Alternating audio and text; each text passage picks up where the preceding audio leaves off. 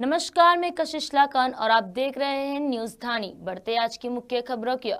संसद का बजट सत्र का दूसरा चरण 9 मार्च से शुरू हो रहा है, जो 2 अप्रैल तक चलेगा।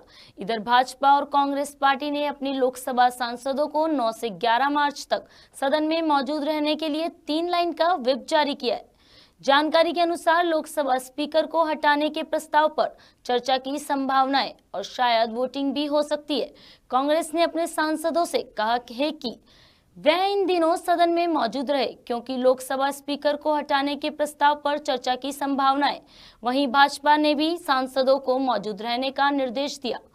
विपक्ष ने स्पीकर ओम बिरला को पद से हटाने के लिए प्रस्ताव का नोटिस दिया है। विपक्ष के 118 सांसदों ने इस प्रस्ताव पर हस्ताक्षर किए हैं। हालांकि तृणमूल कांग्रेस के 29 सांसदों ने इस नोटिस पर हस्ताक्षर नहीं किए। वहीं तृणमूल कांग्रेस के सांसदों ने अपनी पार्टी के चेयरपर्सन के निर्देश के अनुसार अविश्वास प्रस्ताव का समर्थन करने का मन बना लिया है। सूत्रों के मुताबिक टीएमसी सांसद लोकसभा अध्यक्ष के खिलाफ वोट करेंगे। आरोप है कि स्पीकर बिरला ने सदन की कार्यवाही चलाने में पक्षपातपूर्ण रवैया अपनाया और विपक्षी नेताओं को बोलने का मौका नहीं दिया।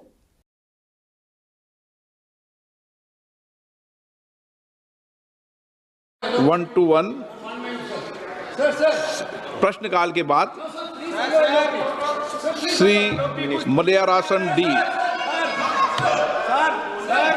मंत्री, माननीय मंत्री महोदय, table of the house sir. Question number 2। हाँ, सबको बोलने का अवसर मिलेगा। ये सदन सबको अपनी बात अवसर देगा। अभी प्रश्नकाल के अंदर उनका अगर प्रश्न है तो निश्चित रूप से अवसर देंगे। ये प्रश्नकाल है। प्रश्नकाल के बाद जब भी माननीय सदस्य चाहेंगे, जब उनको बोलने का पूरा अवसर देगा, हम अवसर देंगे। लीडर ऑफ अपोजिशन हो या माननीय सदस्य हो, हर माननीय सदस्य को पूर्ण रूप से अवसर दिया जाता है। हम अवसर देंगे, आप निश्चित रहें, पूर्ण अवसर देंगे। आप बजट पर चर्चा करें, उस समय अपनी बात को रखें। बजट पर मैंने पहले कहा है कि सब चर्चा करें। आप क्यों सदन को बाधित कर रहे हैं? आप बजट पर चर्चा करें, उस समय अपने विचारों को रखें। हम बजट पर चर्चा करते समय सबको मौका देंगे। माननीय सदस्य, सबको अवसर मिलता है। सदन आपका है, आपको हमेशा अवसर मिला है। जो समय आवंटित होता है उसमें अवसर मिलेगा। बजट पर आप अपनी बात रखना चाहते हैं तो पूर्ण रखें, मुझे कोई आपत्ति नहीं है। मुख्यमंत्री भजनलाल शर्मा चुरू के गौरव सेनानी समारोह में शामिल हुए और सभा को संबोधित किया। उन्होंने कहा कि शेखावटी की वीर भूमि और राजस्थान की संस्कृति हमेशा वीरता की प्रेरणा देती है और चुरू के वीरों ने देश की आजादी में महत्वपूर्ण योगदान दिया। समारोह में सप्तशक्ति कमान के army commander lieutenant general Manjinder Singh ने उनका स्वागत किया। मुख्यमंत्री ने चुरू खेल स्टेडियम का नाम लेफ्टिनेंट जनरल सगत सिंह के नाम पर बदलने की घोषणा की, जिन्होंने चीन युद्ध और बांग्लादेश स्वतंत्रता में पाक सेना को पराजित करने का पराक्रम दिखाया। इस समारोह में 6000 से अधिक पूर्व सैनिक शामिल हुए। आज इस गौरव सेनानी समारोह में आप सभी के बीच आना मेरे लिए गौरव और सम्मान की बात है, क्योंकि यह कार्यक्रम ऐसे वीरों के बीच में हो रहा है जो राजस्थान में शेखावाटी चूरू की ये पीठ धरा हमेशा प्रेरणा देती है। आज का यह आयोजन राष्ट्र को समर्पित वीरों के प्रति सम्मान प्रकट करने का अवसर प्रदान करता है। यह आयोजन मां भारती के वीर सपूतों, सैनिकों, शहीदों और उनके परिवार के प्रति समाज की श्रद्धा और विश्वास की अभिव्यक्ति है। राजस्थान के इतिहास में और संस्कृति में वीरता और राष्ट्र सेवा को हमेशा सर्वोच्च प्राथमिकता दी जाती है। भारतीय सेना के इतिहास और वर्तमान से राजस्थान का गहरा नाता रहा है और राष्ट्र सेवा में राजस्थानी वीरों ने हमेशा अग्रणी भूमिका निभाई है। देश की सबसे लंबी अंतर्राष्ट्रीय सीमा राजस्थान से लगती है और यहाँ का हर घर, हर नागरिक सेना के प्रति समर्पण भाव से ओतप्रोत है और काम भी करता है। खबर 12 से है, जहां पर भारतीय जनता पार्टी के शहर मंडल द्वारा वसुंधरा राजे के जन्मदिन के अवसर पर शहर अध्यक्ष ओपी पारेता के नेतृत्व में सेवक कार्य आयोजित किए गए। इस दौरान कोटा रोड स्थित गौशाला में गौ माता को हरा चारा खिलाया गया और शहीद राजमल मीणा जिला अस्पताल में मरीजों व उनके तीमारदारों को फल वितरित किए गए। कार्यक्रम में भाजपा जिला अध्यक्ष नरेश सिंह सिकरवार, पूर्व जिला अध्यक्ष जगदीश मीणा, नंदलाल सुमन, वरिष्ठ नेता संजीव भारद्वाज सहित कई पदाधिकारी और कार्यकर्ता मौजूद रहे। भाजपा जिला प्रवक्ता योगेश जाजोरा ने बताया कि वसुंधरा राजे के जन्मदिन पर उनकी दीर्घायु और अच्छे स्वास्थ्य की कामना के साथ जिले भर में सेवा और सामाजिक कार्यक्रम आयोजित किए जा रहे। फल वितरण के बाद भाजपा पदाधिकारियों ने जिला अस्पताल का निरीक्षण भी किया, जहां कुछ शिकायतें सामने आई पर संबंधित अधिकारियों से समन्वय कर उनका मौके पर ही समाधान करवाया गया। नेशनल यूनियन ऑफ इंडिया के नवनियुक्त राष्ट्रीय अध्यक्ष विनोद जाखड़ के अपने घर नगर जयपुर पहुंचने पर छात्रों और युवाओं ने एयरपोर्ट से लेकर यूनिवर्सिटी ऑफ राजस्थान होते हुए उनके निवास तक जोरदार स्वागत किया। प्रदेश के अलग अलग जिलों से हजारों छात्र छात्राएं राजधानी पहुंचे। सैकड़ों वाहनों के साथ शहर में उत्साहपूर्ण माहौल दिखाई दिया। गुलाबी नगरी पहुंचकर जाखड़ ने युवाओं का अभिवादन किया और कहा कि वे छात्र हितों, बेहतर शिक्षा व्यवस्था और विद्यार्थियों के अधिकारों के लिए लगातार संघर्ष करेंगे। मीडिया से बातचीत में उन्होंने कहा कि छात्र राजनीति लोकतंत्र की आधारशिला है और जैसे कर्नाटक में छात्र संघ चुनाव बहाल हुए हैं, वैसे ही देश भर के विश्वविद्यालयों में चुनाव बहाली के लिए एनएसयूआई आंदोलन करेगी। उन्होंने युवाओं में बढ़ती नशे की प्रवृत्ति के खिलाफ अभियान चलाने और शिक्षण संस्थानों में किसी भी प्रकार के भेदभाव के खिलाफ आवाज उठाने की बात भी कही। इस दौरान उन्होंने विश्वविद्यालय परिसर में बी.आर. अम्बेडकर की प्रतिमा पर माल्यार्पण कर श्रद्धांजलि दी। बाद में जयपुर में एक बड़ा रोड शो निकाला गया, जो शहर के कई मार्गों से होकर उनके निवास तक पहुंचा, जहां एक निजी गार्डन में आयोजित कार्यक्रम में हजारों कार्यकर्ताओं और युवाओं ने उनका अभिनंदन किया।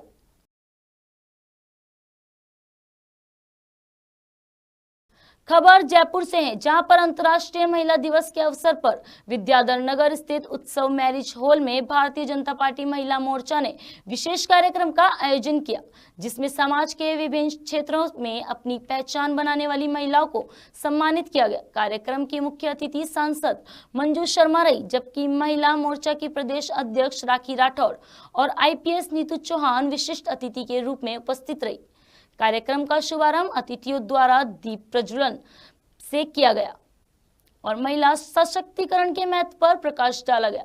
समाज सेवा के क्षेत्र में गुरु कृपा वृद्धजन सेवा संस्था की प्रदेश सचिव सरोज सैनी को उनके उत्कृष्ट कार्य और निस्वार्थ सेवा के लिए सम्मानित किया गया, जिसे राखी राठौड़ ने स्मृति चिन्ह भेंट कर सराहा। संस्था की प्रदेश अध्यक्ष पुष्पा कंवर ने कहा कि उनकी महिलाएं भविष्य में भी समर्पित होकर सेवा कार्य करती रहेगी। इस अवसर पर प्रदेश उपाध्यक्ष शिमला जांगिड़ सहित संगठन की कई वरिष्ठ पदाधिकारी और कार्यकर्ता भी उपस्थित रहे।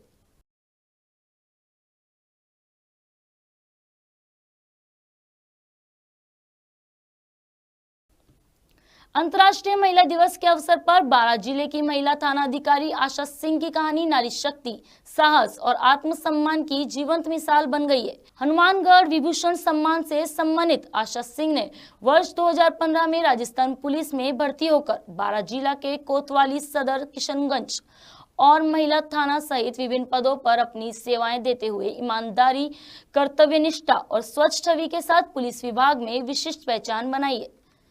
शिक्षा में टॉपर और बीकानेर की डिवीजन में BA में प्रथम स्थान प्राप्त करने वाली आशा सिंह ने खेल के क्षेत्र में भी बास्केटबॉल में राष्ट्रीय स्तर तक जिले और प्रदेश का नाम रोशन किया है, जबकि वाद विवाद प्रतियोगिता में भी ऑल इंडिया विजेता रह चुकी है। महिला थाना प्रभारी के रूप में उन्होंने महिलाओं के सम्मान और अधिकारों को प्राथमिकता देते हुए कई मामलों में पीड़ित महिलाओं को न्याय दिलाने की पहल की है, जिससे समाज में सकारात्मक संदेश गया। अंतर्राष्ट्रीय महिला दिवस पर उन्होंने महिलाओं को आत्मविश्वास और अपने अधिकारों के प्रति जागरूक रहने का संदेश देते हुए कहा कि हर महिला को अपने आत्मसम्मान के साथ जीने का अधिकार है और कानून उनकी सुरक्षा के लिए पूरी तरह तत्पर है।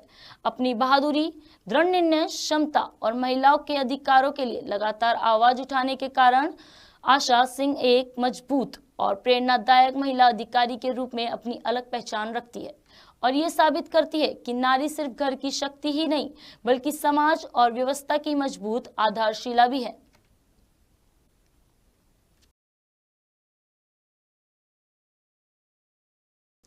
बारां जिला के अंता कस्बे के निकटवर्ती अलीपुरा गांव की ऋषिना शर्मा ने भारतीय वायुसेना में जिले की पहली महिला फ्लाइंग ऑफिसर बनकर न केवल जिले बल्कि पूरे देश का गौरव बढ़ाया है।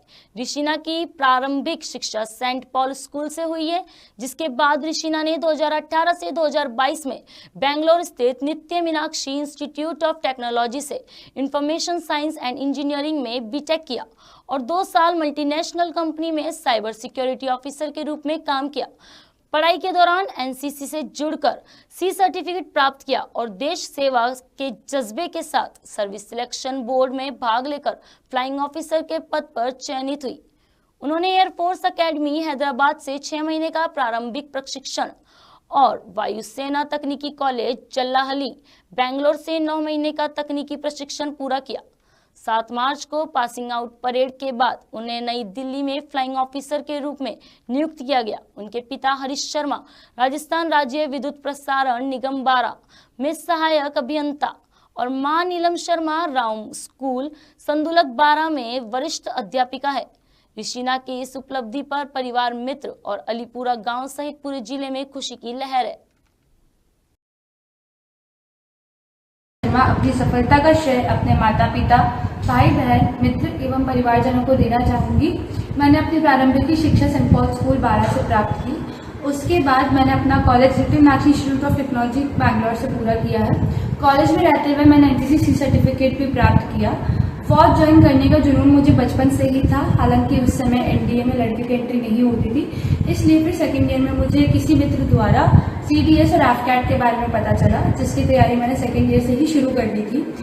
उसका प्रोसेस होता है पहले रिटन, फिर एसएसपी, मेडिकल, मेरिट और फिर फाइनल ट्रेनिंग। 4th ईयर में जब मैं एलिजिबल हुई एसएसबी में अपियर होने के लिए, तब मैंने अपना रिटन एग्जाम पहले ही अटेम्प्ट में क्लियर कर लिया, सीडीएस और एफकैट दोनों का। एसएसबी एक 5 दिन का इंटरव्यू प्रोसेस होता है, जिसमें psychology, personal interview, group coordination और फिजिकल्स को टेस्ट किया जाता है। एक एग्जॉस्टिव प्रोसेस है। मेरा एसएसबी देने का सफर जनवरी 2022 में शुरू हुआ।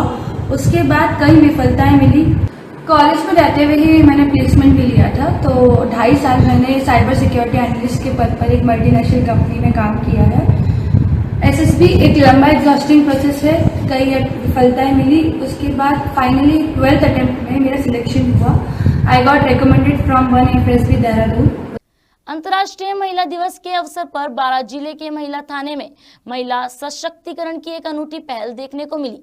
महिला थाना प्रभारी आशा सिंह के नेतृत्व में कॉलेज छात्रा मन्नत गोयल को एक दिन के लिए महिला थाना अधिकारी बनाया गया। मन्नत गोयल को सम्मान पूर्वक सरकारी वाहन से थाने लाया गया और औपचारिक रूप से एक दिन की जिम्मेदारी सौंपी गई। इस दौरान उन्हें थाने की कार्यप्रणाली, शिकायत दर्ज करने की प्रक्रिया, महिला सुरक्षा से जुड़े कानून और पीड़ित महिलाओं को न्याय दिलाने की कानूनी प्रक्रिया के बारे में विस्तार से जानकारी दी गई। साथ ही महिला सुरक्षा, सम्मान और अधिकारों की रक्षा में पुलिस की भूमिका भी समझाई गई। पुलिस अधिकारियों के अनुसार इस पहल का उद्देश्य छात्रों को महिलाओं में जागरूकता बढ़ाना और उन्हें अपने अधिकारों के प्रति सजग करना है। महिला थाना प्रभारी आशा सिंह द्वारा समय समय पर महिलाओं की सुरक्षा और सशक्तिकरण के लिए ऐसे कई कार्यक्रम किए जाते हैं, जिनकी आमजन और अधिकारियों द्वारा सराहना भी की जा रही है। यह पहल बेटियों को बड़े सपने देखने और उन्हें पूरा करने के लिए प्रेरित करने की दिशा में एक महत्वपूर्ण कदम मानी जा रही है।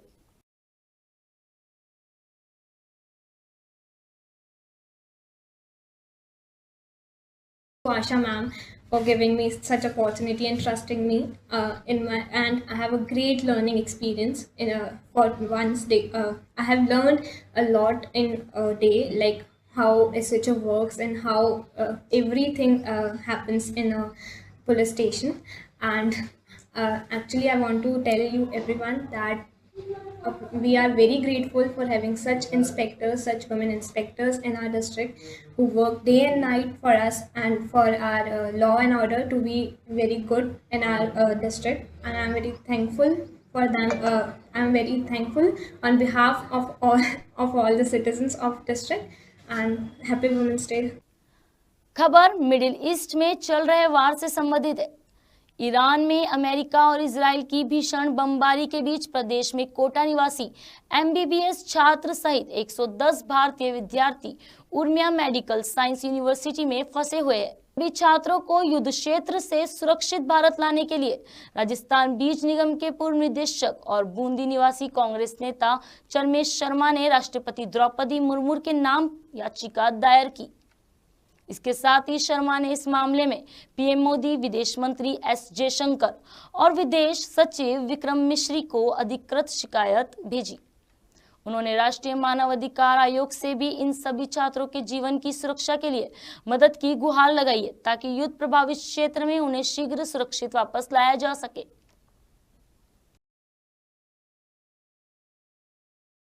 खबर छिपा बड़ौद से है, जहां सारथल थाना क्षेत्र के कालपा जागीर गांव में 22 वर्षीय विवाहित कांतिबाई पत्नी चंद्रमोहन लोधा संदिग्ध परिस्थितियों में मृत पाई गई। सूचना मिलने पर शव को अकलेरा CHC लाया गया, जहां मायके पक्ष की मांग पर उपखंड अधिकारी अभिमन्यु सिंह कुंतल की मौजूदगी में मेडिकल बोर्ड द्वारा पोस्टमार्टम कराया गया। पुलिस ने मृतका के भाई मनीष लोधा की शिकायत पर मर्ग दर्ज कर जांच शुरू कर दी है। मृतका के मौत के कारणों का पता लगाने के लिए विश्वास सुरक्षित रखकर FSL जांच के लिए भेजा गया है और मामले की आगे की कार्रवाई जारी है।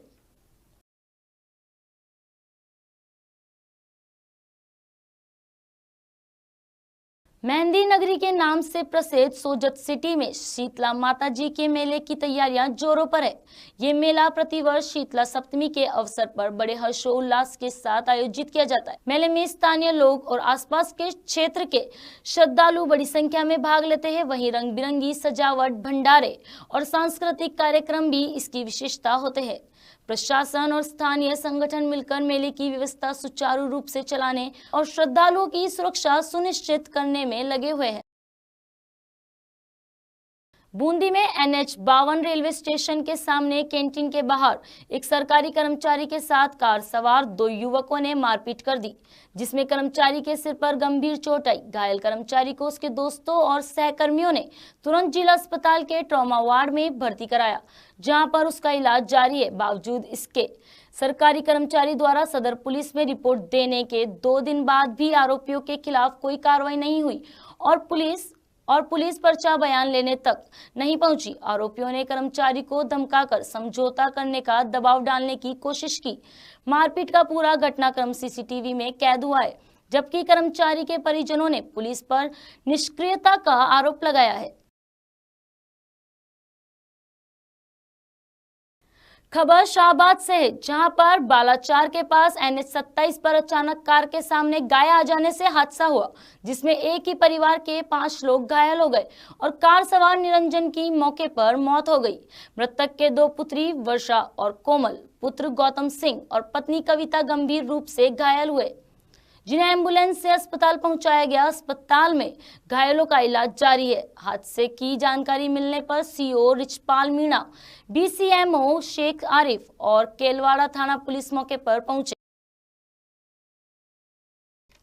फिलहाल इस बुलेटिन में इतना ही। आगे की खबरों के लिए बने रहें न्यूज़ धानी के साथ।